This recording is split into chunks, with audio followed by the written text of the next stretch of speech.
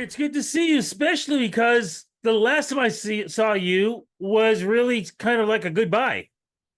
A little bit. Where, yeah, where did you end up disappearing for a while? Yeah, I went to Spain. I just moved back at the end of July.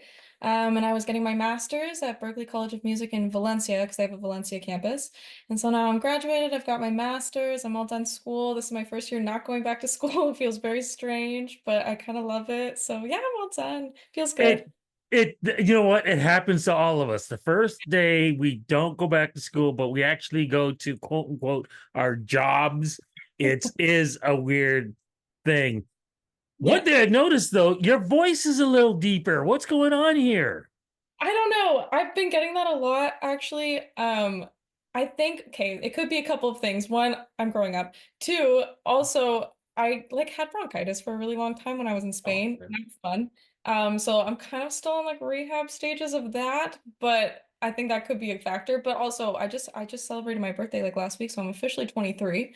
And yeah, things are always in motion. so what was going on? Like you already explained why you went. How Yeah. was it? What were some of the things that happened? And I think you even did some performances too, if I'm correct. Yes, yeah, I did a lot of performing over there. It was so good. I mean, I met so many people from around the world. I can confidently say that I have a couch to sleep on in so many various countries. And yeah, just the connections alone that I made were wonderful. I did a lot of performing through Berkeley and outside of Berkeley. So I did a lot of performances just in the city of Valencia itself, and I traveled all over the place. I think I traveled to 8 countries in the year, and it was really beneficial. I gained a lot of musical knowledge and life knowledge. So yeah. Well, I was gonna say, what do you think was your favorite experience? If that's a fair question. Oh, well, okay. So I had the opportunity to present my thesis at Oxford University. My thesis was about synesthesia, which is an umbrella term for the intertwining of senses, which is something that I have. And so I was able to do my synesthesia presentation at this conference at Oxford University, and that was definitely a highlight because I love England and I love London, and Oxford was stunning. So met some cool people and got to do my thing over there. Yeah, I was gonna ask you too, and I'm gonna get personal. Were you dating out there? No, no, I wasn't. It's best to keep to myself, I swear. Okay, just checking. How do you think the experience has changed you? I think I've definitely grown, just as a person and as a musician. I did so much songwriting while I was over there, and a lot of recording. A lot of the production was, or the program was production based, so I got to learn a lot about that aspect of things. So I feel confident in my production skills now. But just did so much writing and learning from others around me. It was all very beneficial. So coming back, you kind of mentioned people talked like I did, your voice. But how coming back, did people kind of start looking at you differently, if you know what I mean?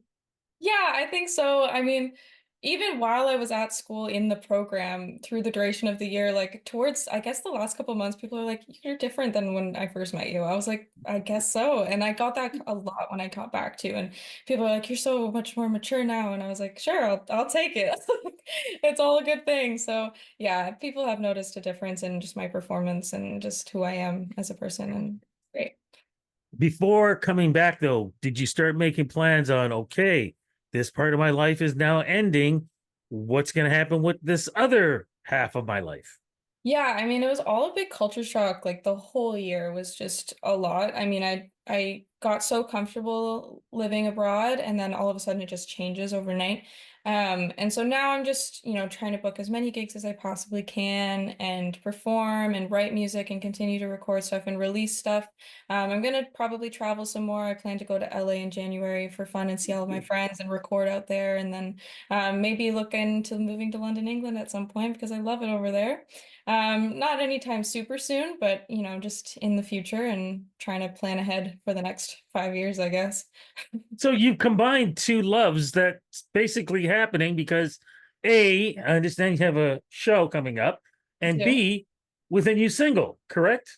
Yeah, there's a new single coming up as well. I haven't decided on an exact release date for that single, but it's going to be the final single of the EP, but it will come out September, October time. But my show is September 12th at the Baby G. It's a Thursday night. It's at 7. I've got a lovely opener, Mimika.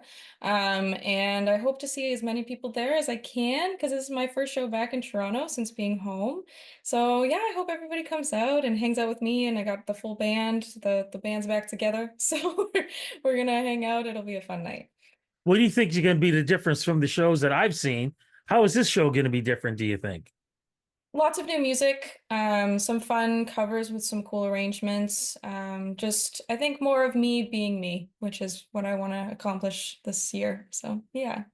And what's this EP going to sound like? Well, the majority of the songs are already out. We've got Been Through, You, and Scared to Love Again. It is kind of a mishmash of genre. I mean, there's really no genre lines anymore. So it was my Humber final project when I finished Humber. That was what I left with. And Oh, so that's the the one we talked about before. yeah, way before. So Right.